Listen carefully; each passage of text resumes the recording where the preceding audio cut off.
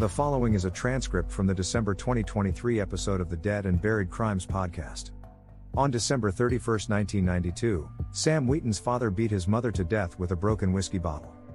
His parents hadn't been arguing. There hadn't been any tension between them, or some inciting incident that set his father off. One minute the man was pouring himself his nightly 2 fingers of whiskey, and the next he was swinging the bottle as hard as he could. Sam would later say that he'd never forget the sound that the bottle made as it collided with his mother's left temple. It was a dull thunk, followed by a brief echo. He had never heard that exact sound before, and he hasn't since. That noise was followed by the crunch of bone as his mother's skull broke inward. Next came the escaping hiss of air as she gasped. Finally, there was the thud of her already lifeless body striking the kitchen floorboards. It was a momentary symphony of death. When the instruments fell silent, Sam no longer had a mother. At the same moment that everything was crashing down around him, another murder was taking place 3 doors down the block. Jeremy Thomas' mother was using one of her disposable razors to slit the throats of both him and his older sister. Despite him living so close, Sam didn't know Jeremy all that well. Jeremy was a year ahead of him in school. They had played Little League baseball together when they were younger, but they didn't have much in common, so they didn't spend time together except during those games. Across the street, Ginny Sanderson's mother didn't murder anyone. Instead, she used the freezer door of the refrigerator to bash her own brains in while her daughter watched in horror. The entire time she was doing so, she screamed loudly in French. Ginny had been unaware that her mother spoke that particular language. That night, at exactly 8:17 p.m., a portion of the population in roughly a 2-block radius of Porter's Grove, Indiana simultaneously went horribly and violently insane. By 8:25 p.m. that same night, it was over. Sometime around 8:20 p.m., Sam Wheaton's father finished clubbing his mother with the blood-splattered whiskey bottle and turned his attention to him. Sam's father was an older man. He had married late in life to a woman over 15 years his junior. He never came right out and said it to his son, but Sam always had the feeling that his father hadn't expected to ever get married. That was until he met Sam's mother. Despite the age difference, it was like they had been born for each other. He had fallen head over heels in love with her and proposed to her less than a year after they met. Because he was older, Sam's father wasn't physically able to do many of the things with him that other fathers could with their sons. The spirit was more than willing and in fact wished very much to, but the body wasn't able. The arthritis he suffered from made it difficult for him to do something as simple as play catch. Sam never blamed him for his inability to run around and play. Even from a young age Sam understood that it wasn't his father's fault. In a way, he even came to appreciate the man's age. What his father lacked in athletic ability he more than made up for with stories from his life experiences and his fondness for classic adventure stories. He passed that love along to Sam. The man's age ended up being what saved Sam that night. When his father turned towards Sam, his right hand clutched around the neck of the bottle, Sam knew that it wasn't his father. Not really, not in any way that mattered. The sharp intelligence and gentle spirit were gone from his eyes. Whoever or whatever was looking at him was just some husk whose soul had been hollowed out and replaced with madness. Sam's father took one step forward before the bottle slipped from his grip. Sam watched it fall downward in slow motion before it struck the wooden flooring. He heard the glass crack, and dark brown liquid poured out from underneath the cap, but it still didn't break. His father's hand curled into a claw, and its fingers scraped at the empty air. His other hand moved to his chest. His breath caught in his throat, and within seconds of his body hitting the floor next to his wife the heart attack had taken his life. The only reason Sam's father didn't murder him was because the man's heart gave out before he could do the deed. It's been nearly 25 years, and Sam still thinks about that almost every day. How could he not? How does someone possibly move on from a moment like that? Sam has tried therapy. He's tried medication. He's tried burying it under enough liquor to drown a fish. If there's a cure for what ails him out there, he hasn't found it yet. I've spoken with some of the other survivors of that night. They haven't found that elusive cure, either. 8 minutes. That's all it took for dozens of lives to be changed forever. 8 minutes. My name is Brian Eddings, and you're listening to Dead and Buried Crimes. I've spoken with some of the other survivors of that night. They haven't found that elusive cure, either. 8 minutes. That's all it took for dozens of lives to be changed forever. 8 minutes. My name is Brian Eddings, and you're listening to Dead and Buried Crimes. The Porter's Grove massacre has been a subject of debate from the moment that it happened. There are countless questions that have never been fully answered. Why did it happen? How did it happen? What was the inciting incident? There had to be one, right? Dozens of people don't just randomly go crazy at the exact same time. The official statements provided by the authorities don't provide many insights. There don't seem to be any facts, just a series of assumptions and hypotheses. The general consensus from the various agencies is that terrible night was the result of a particularly violent case of mass hysteria. That explanation doesn't feel very satisfactory, does it? It's no wonder that many people have stated publicly that they believe the government is trying to hide something. It's the belief of many that the officials know more than they are saying. A simple shrug and a statement that amounts to "we don't know" can't be the entire story. As I dug deeper into what happened that night in Porter's Grove, I got in contact with a number of the people that had issued these official reports. I had expected there to be resistance to my inquiries, or at least that I'd have some difficulty getting people to speak with me. To my surprise, almost everyone that I spoke with seemed eager to assist in any way that they could. I went into the interviews prepared for almost anything. I wasn't prepared to come out of them convinced that no one that I talked to was lying. While I appreciated the honesty, it also meant that these interviews were something of a dead end. The people that had worked on the official reports had presented everything they knew in those reports. The story would have ended there if not for pure dumb luck. While doing research for a different episode, I found myself in communication with a local historian in the town of Hampton, Nebraska. While he wasn't able to provide much information on the topic I contacted him about, he did send over a series of documents detailing other strange events in the town's history. One of those events took place on July 8, 1974. During a screening of The Man with the Golden Gun, a number of unrelated individuals attacked the other people there to see the movie. The movie had been playing for roughly an hour when 8 people began violently assaulting the other moviegoers around them. 4 people were killed and nearly a dozen others were injured. Based on the point in the movie where the attacks began and when they ended, it was determined that the entire incident had lasted a total of 8 minutes. These reports had something that the Porter's Grove ones did not: comments from the attackers themselves. Each of them stated that they remembered everything leading up to the incident and everything after, but the 8 minutes where they were brutally attacking everyone they could get their hands on was a complete blank. Now that I knew that the length of time the event took was a shared detail, I was able to focus my research and find another event that fit the pattern. This event occurred on February 16, 2004. It took place in a more isolated area, but in a way that made it even more terrifying. Dennis and Brianna Ingalls were newlyweds, having been married just days earlier.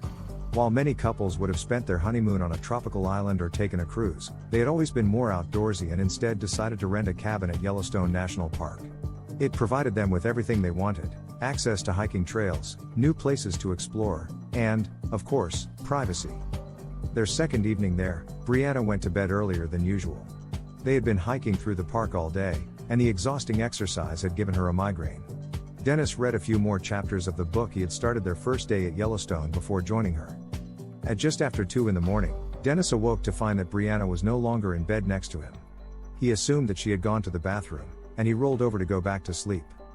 He immediately returned to full consciousness as Brianna brought the fire poker down as hard as she could on his right ankle. Brianna wasn't a large woman.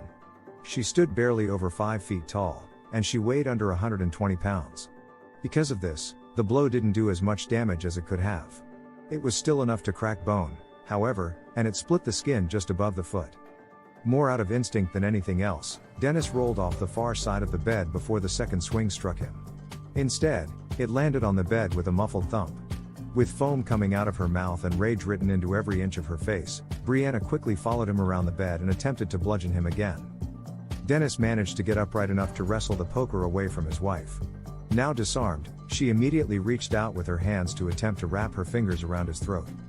Because of their size difference, Dennis was able to fight her off and pin her down on the floor. Without hesitation, she sank her teeth deep into his shoulder. No matter how hard he tried to pull away, she kept biting down. Pushing as hard as he could, he finally forced her to release her grip. Skin tore away and blood poured out of the wound. Not sure what else to do, Dennis pulled the mattress down on top of Brianna and covered her with it, keeping her pinned to the floor as he pleaded with her to come to her senses. He was careful not to push hard enough to suffocate her, but this compassion made it much more difficult. Eventually, mercifully, she stopped her thrashing and called out her husband's name. When he removed the mattress, Brianna was staring up at him in fear and confusion. She had no memory of attacking her husband.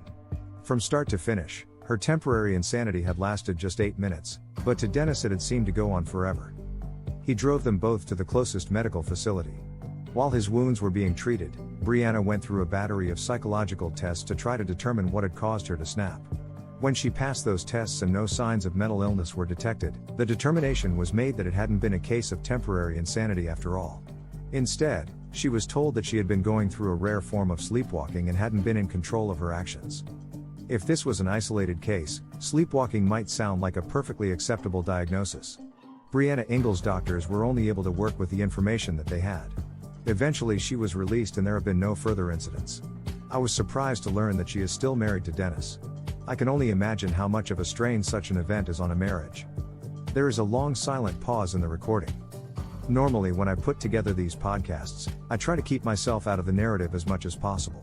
I'll drop in a personal opinion from time to time, yes, but I make it clear when that is happening. I'd much rather be the vessel for the story rather than be a part of it. In this case, though, through no desire of my own I find myself having been brought into the story. I'm not sure how someone found out that I was looking into these particular events. It wasn't that I was trying to keep my interest a secret or anything along those lines. When I contacted the involved parties, I used my real name and was honest about wanting more information so that I could present it to my listeners. One of the people that I had contacted either passed my interest along to another party, or that party learned of my inquiries some other way. My contacts have all told me that they didn't speak with anyone else about the matter, and I have no reason not to believe them. Still, it's possible one or more of them are lying to me. I don't think that's the case, but it's a possibility. The other possibility, the one that I believe to be both more likely and more frightening, is that my research raised some red flags and led to me being monitored by someone. I don't know this person's identity, but simply to have something to refer to that person as I've taken to calling them X. Not a very creative moniker, I admit, but appropriate given my lack of information about the person. 2 days after speaking with Dennis Eddings, I received my first email from X. All of my communication with the people involved in the 8-minute events had been done through the podcast's email account. X's email, however, came to my private account, one that I only give to friends and family. Thinking back on it, I'm convinced that this was a flex, a way to impress on me that X knew more about me than they should. The email was titled 8 minutes, and there wasn't anything written in the body itself. Even the from field was blank, which I didn't know was possible. There were only a pair of attachments. The first attachment was a simple list of 12 items. Each of those items consisted of a date, a time window of 8 minutes, and a location. All 3 of the events that I had discovered independently were on this list. I stared at the list for a long time, trying to wrap my mind around the implications. 12 events over a 50-year period, with the most recent of them occurring in May of last year. All of them on American soil. It seemed impossible. How could that possibly be the case? Surely the existence of these events would be common knowledge if there had been that many. The second email was a series of spreadsheets that were heavily redacted. Each sheet was labeled with the name of one of the towns on the list of events. It was difficult to tell because of the redacting, but they appeared to be a listing of personnel assignments for some unnamed agency. I had barely finished reading through the spreadsheets when my cell phone rang. When I checked it, I saw that the call was from an unknown caller. I'm not ashamed to say that I was feeling pretty freaked out at this point. I seriously considered ignoring the call and deleting the email. There was obviously something going on that went well beyond what I was comfortable with. My curiosity won out over my apprehension, however. Taking a deep breath, I answered my phone. The voice on the other end of the call was so distorted that it could have been either male or female. It instructed me to remain silent and stated that it would not answer any questions. Before I could even think about responding, it continued on. On July 16, 1945, the United States performed the first nuclear weapon test a little over 200 miles outside of Los Alamos, New Mexico. The testing of this plutonium implosion device was codenamed Trinity, and the officials responsible for the test were more than satisfied by the results. The detonation was so powerful that it turned the sand and asphalt into green glass. As this was the first test of its kind, there was no way to know what other effects the detonation would have. The radiation levels were higher than expected, for example, and the explosion area was larger than the initial prediction. 8 days after the detonation, in a small town called Christensen, New Mexico, the first 8-minute event occurred. 6 people attending a church baseball game went into a psychotic rage and began to attack both the other players and the people watching the game. It resulted in 3 deaths and at least a dozen people hospitalized. Due to the closeness of the event to the bomb test, both in time and proximity, the government responded by sending in representatives from a number of different agencies to investigate any possible connection. This was done without the knowledge of the residents of Christensen. The government agents were able to determine that the event and the bomb test were indeed related to one another. X didn't give me any specific details as to how it happened, but he told me that the detonation of a nuclear device had inadvertently caused a temporary change in the area's electromagnetic field.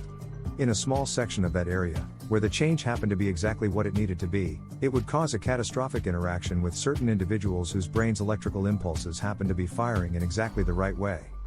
In other words, some people's brains would short circuit for a small amount of time, causing uncontrollable rage and bloodlust to take over. After further investigation, the government agents found that it would take the human brain 8 minutes to reset. A flood of questions came to mind, and without thinking I attempted to ask one when X paused to take a breath. Instead of allowing me to proceed or reminding me that I was told I wouldn't be able to ask questions, they instead continued on as if they didn't even hear me. Although the result hadn't been expected, the government welcomed it. Officials immediately saw the potential in it. If they could find a way to replicate the change in the electromagnetic field and control where that change happened, it could be a potent weapon. Plant a device inside of an enemy town or base, turn it on, and let the people inside tear themselves apart. Of course, that was easier said than done. Duplicating a side effect of a nuclear detonation wasn't a simple process, especially considering the very first of those detonations had just happened.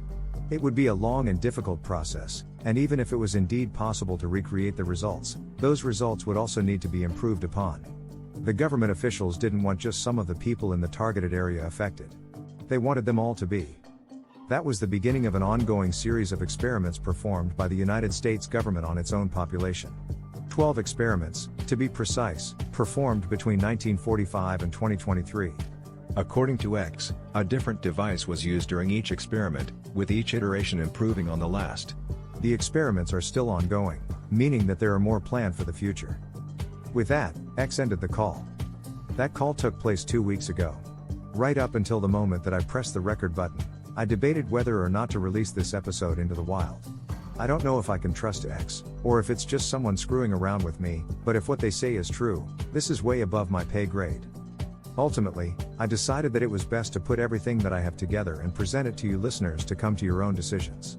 If everything X has told me is a hoax, it still adds an interesting twist to the 3 8-minute events that I was able to verify before they contacted me. I've tried to verify the other 9 events on X's list but haven't been able to one way or another. If what X is telling me is true, though, that's an entirely different thing. It would mean that our own government is using us as guinea pigs in a horrible experiment designed specifically to drive people into a state of violent insanity. It would explain why I haven't been able to prove or disprove the other events on X's list. The government would be only testing in places where it knew that it could tightly control the narrative. I wish that I had more answers for you, listeners. Maybe someday I will. What I've laid out for you today is all the information that I have at this moment, though. If someone out there knows more, please, get in touch with me. This is one of those stories that I don't think that I'll be able to let go. Thank you for listening to the Dead and Buried Crimes podcast. I'm Brian Eddings, and as always, stay safe out there.